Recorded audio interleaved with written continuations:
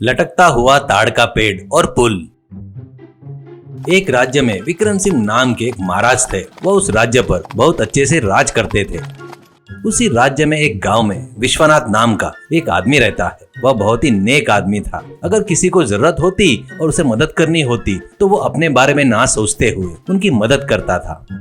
ऐसा ही चल रहा था। एक दिन राजा का एक अधिकारी उस गांव में आया। उस गांव में आकर उस गांव के मुखिया रामलाल से मुलाकात की। रामलाल से वो अधिकारी बोला, देखिए रामलाल जी, हमारे महाराज ने कुछ विशिष्ट व्यक्तियों को उनके बारे में गुप्त रूप से उनके पास पहुंच जाने के लिए कहा है। वह उन सभी को कल आने वाले त्योहार पर सम्मानित करेंगे। आप ही सभी के नाम की लिस्ट बनाइए, समझे? ऐसा कहने पर इसके लिए रामलाल ने ठीक है कहा।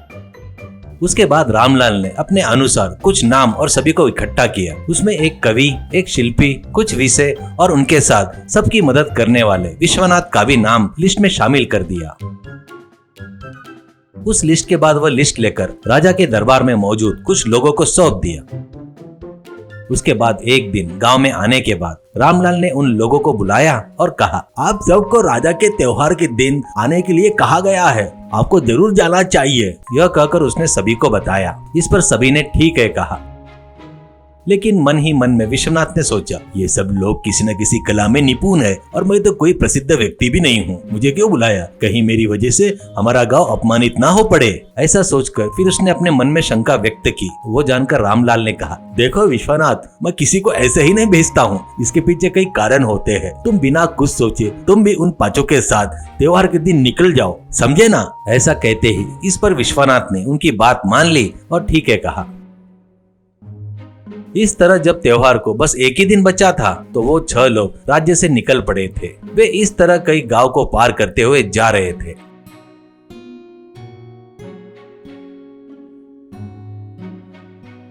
जब वे कुछ दूर गए तो उन्हें लगा कि अब राजधानी बस आने ही वाली है। तब उन्हें एक मार्ग दिखाई दिया। उस मार्ग पर एक कटा हुआ ताड़ का पेड़ था।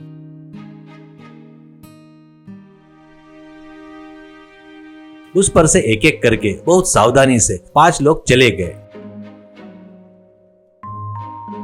उस ताड़ के पेड़ के पास ही एक बूढ़ी औरत, एक बूढ़ा आदमी भी खड़े होकर देख रहे थे। उन्हें देखकर विश्वनाथ ने पूछा, अरे क्या हुआ माँ, आप यहाँ खड़े क्यों हो? क्यों नहीं जा रहे हो क्या? ऐसा कहते ही उस पर बूढ़ी औरत ने कहा, क्या करूँ बेटा, हम बूढ़े हैं। अगर हम एक एक करके जाएंगे तो हमें डर लग रहा है कि हम मार्ग में गिर न जाए। मुझे कुछ समझ में नहीं आ रहा है बेटा, कैसे पार करूँ? ऐसा कहते ही इतने में एक कवि ने देखा कि विश्वनाथ उनके पीछे नहीं आ रहा है तो उसने कहा, अरे विश्वनाथ, आ रहे हो या नहीं? हमें तुम्हारा कितना इंतजार करना पड़ेगा। आराम से हमारे साथ आ जाओ, वो तुम्हारे लिए अच्छा नहीं है तो तुम्हारा नसीब है, हम जा रहे हैं। कर वो चले गए।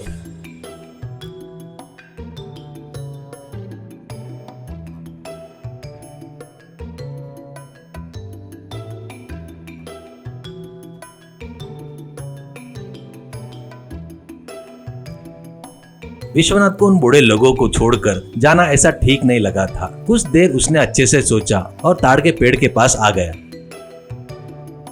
उसके बाद वह अकेला पास के जंगल में गया और कुछ लकड़ियां और कुछ जड़ें लेकर आया। उसने उन जड़ों को एक रस्से की तरह बांध दिया और ताड़ के तने को इस तरफ से उस तरफ 2 लकड़ियां गाड़कर उससे रस्सी को बांध दिया।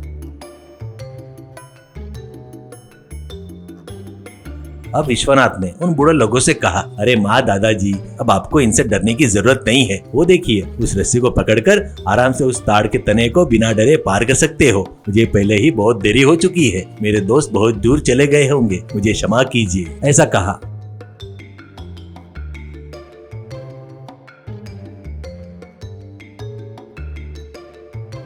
उन दोनों ने बताया कि वो भी राजा के दरबार में जा रहे हैं तो उसने ठीक है कहा और उन दोनों को लेकर चल पड़ा। कभी कभी जो बूढ़ा आदमी चल नहीं पाता तो उन दोनों को बारी बारी से अपने कंधे पर बिठाकर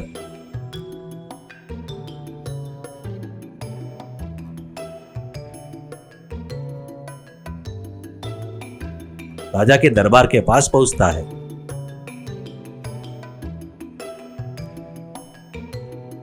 अब जब वो उन बूढ़े लोगों को लेकर आया तो उनके गांव के बाकी लोग भी उस दरवाजे पर खड़े थे। अब सभी ने बहुत देर से आए विश्वनाथ को देखकर बहुत गुस्सा किए। विश्वनाथ को देखकर उनमें से एक ने कहा, अरे विश्वनाथ, देखा क्या तूने? हमको 6 लोग आना था, 5 ही आए हैं कहकर उन्होंने हमें यहाँ दरवाजे पर रोक दिया। उन बूढ़े लोगों के कारण ऐसा हुआ। तुमने राजा की सारी इज्जत डुबा दी। चीची, ऐसे आदमी को लाने के लिए हमारे गांव की प्रतिष्ठा सब मिट्टी में मिल जाएगी। ऐसा कहा। उसके लिए विश्वनाथ ने उनसे क्षमा मांगी।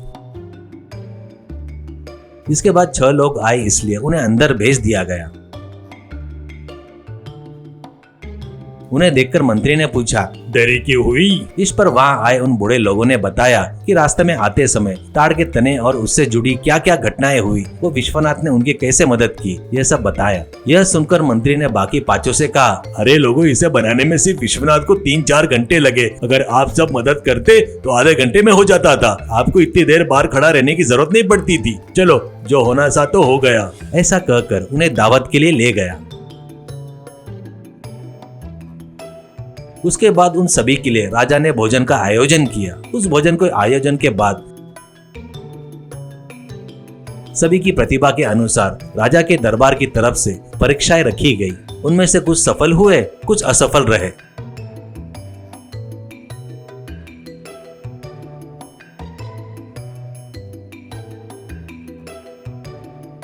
लेकिन विश्वनाथ के लिए कोई परीक्षा नहीं हुई। परीक्षा न होने पर गांव से आए लोगों के मन में सोच जागने लगी। इसकी तो कोई परीक्षा नहीं हुई तो इसे क्या पुरस्कार मिलेगा? ऐसा सोचा। लेकिन आश्चर्यजनक रूप से सबसे पहले राजा ने विश्वनाथ को ही बुलाया। विश्वनाथ को बुलाकर उन्होंने एक पुरस्कार दिया। वह पुरस्कार देने के बाद मंत्री ने सभी से कहा, ये इनका इनाम है। इनका ही नाम विश्वनाथ है। बहुत अच्छे आदमी है, परोपकारी है। अगर अपने पास वाला आदमी मुश्किल में होता तो वह बर्दाश्त नहीं कर पाते। हमने इनकी परीक्षा क्यों नहीं ली? क्योंकि यहाँ आने के रास्ते में ही इनकी परीक्षा हो गई। बिना किसी प्रतिफल की उम्मीद किए, खुद का नुकसान करके भी अपने साथी बूढ़े लोगों की मदद की। इतना ही नहीं, उन्होंने जो पुल बनाया उसकी वजह से बहुत से लोग उस रास्ते से जाते हैं। तो उस गाँव का राजा हो या राज्य, बहुत अच्छा रहेगा। ऐसा उसने कहा।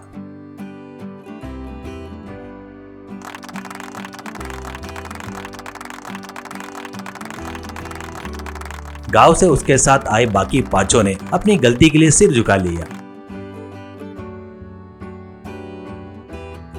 उसके बाद सभी लोग गांव गए तो विश्वनाथ के काम के लिए गांव वाले ने उनकी बहुत तारीफ की और उन्हें बहुत सम्मान दिया।